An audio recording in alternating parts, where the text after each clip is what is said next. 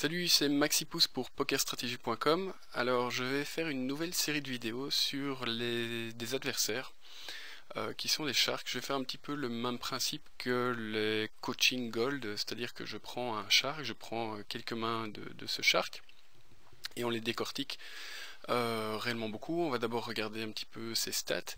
Je vais cacher l'identité des adversaires, enfin des héros, pour pas que ça pose aucun problème. Je sais pas très bien comment ça peut se passer, mais autant les cacher.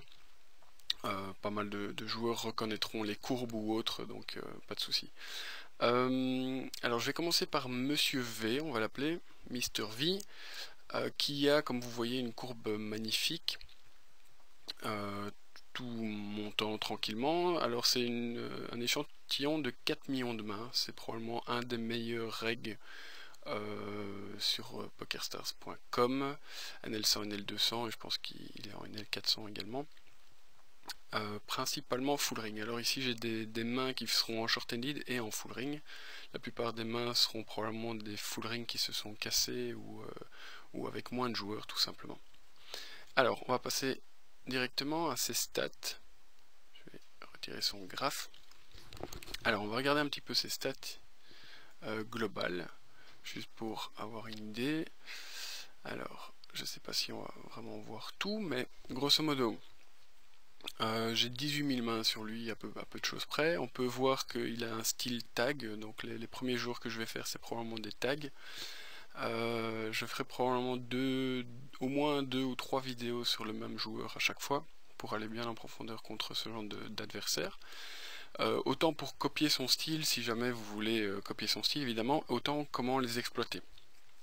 Alors, on va regarder ici son VPIP 12, préflop raise 10, donc c'est quelqu'un qui est très tight, c'est du full ring je rappelle, c'est quelqu'un qui est très tight, qui va jouer pratiquement que pour value évidemment. EP 7-7, milieu de parole 19, donc il y a un petit peu de pocket pair qui call en MP. Cutoff 18-16, pareil, probablement que des pocket pairs.